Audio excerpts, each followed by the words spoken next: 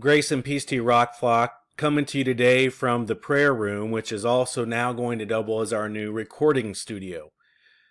The fact of the matter is it's time for us to move back to online-only church. Primarily, this is due to the dramatic rise of the third wave of the coronavirus. We're beginning to see spikes and full capacity already in Oklahoma's ICU.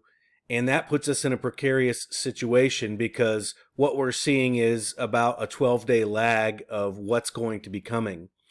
And most medical experts over the course of the last month or two have been warning us of the third wave and how it might be the most potentially dangerous wave because of wintertime and the regular flu season and all of that converging together, along with many people still attempting to travel and gather in large groups around Thanksgiving and Christmas and New Year's.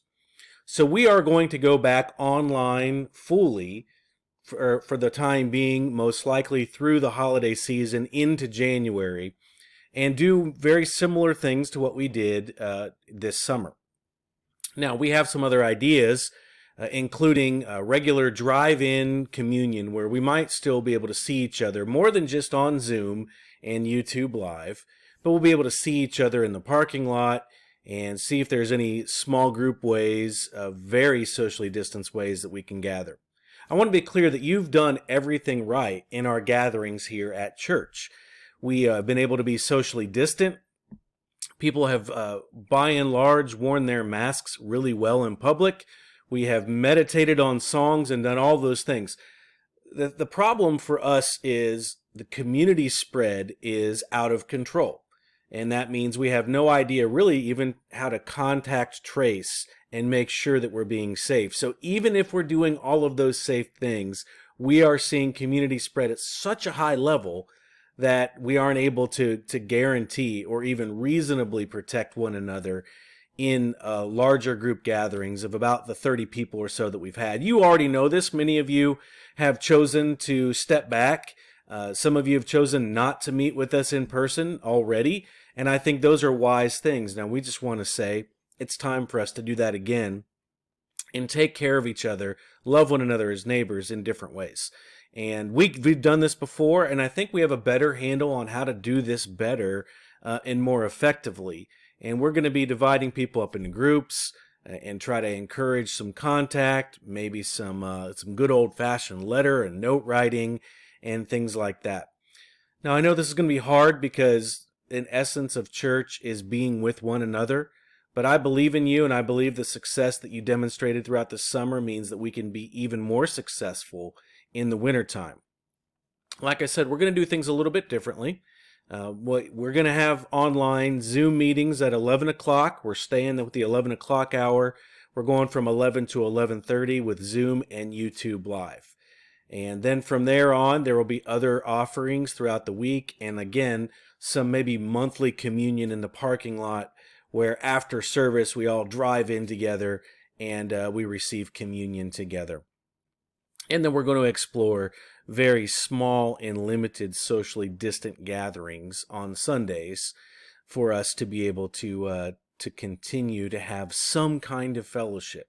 But we want to be really, really careful, and we want to protect the most vulnerable in the middle of this pandemic, which now, as of today, has claimed the lives of 250,000 Americans. And we still have no really definite plan to mitigate the coronavirus. Now, the good news is there are 2 vaccines that have proven to be 95% effective. It's going to take some time to roll these out, but we believe that in December we'll see the first rollout of the vaccine, and what we're hoping for is that those get to the most vulnerable in our population first. So pray for that. Pray for the government to be able to develop a plan to roll this out effectively so that we can get back to more of a normal life sooner and know that we're not always under threat. Now, this will begin this Sunday. Pastor Braden will bring his message from Ezekiel to you through Zoom. We will send out the link to Zoom and YouTube Live, which is what you've been watching on YouTube throughout. You'll get those links later here in the week, and we will continue to pray for one another, pray for government response with vaccine. And I want to encourage you all to continue to wear your masks everywhere. They protect you and they protect other people. They help really limit the spread. Wash your hands, socially distance when you're around people as best you can. Avoid large gatherings, especially large gatherings indoor. And I'm talking about more than 5 or 10 people kind of large. Try to keep your distance. Those are the most effective things that other countries who've been successful in mitigating the coronavirus spread have done. We want to do those things as well. And we're continuing to pray for a day when this modern day plague is behind us. But it looks like a very difficult period is coming in the near future, in the next 6 to 8 weeks. So let's be in prayer for this, for our country, for our leadership, and most especially for our church as we try to be faithful in this very challenging times. Praying for you, and pray for you often. Please feel free to send in your prayer requests, to give me a call, whatever you need to do. Call one of us, write one of us, and even make an appointment to safely drop by the church throughout the week. We can accommodate those things, but let us be as safe as we possibly can and as wise as we possibly can as we celebrate online with Christ the King Sunday and then move into the New Testament teachings from the lectionary at the beginning of Advent on November 29th. I'm sorry I won't be able to see you in person, in a group. I've enjoyed the last couple months being able to worship with you in person. We all have, even in the limited way we've been able to do that.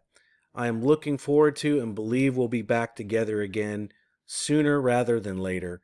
And I know that God is going to take care of us. Be wise, be loving, and we will see you soon, especially online. Grace and peace.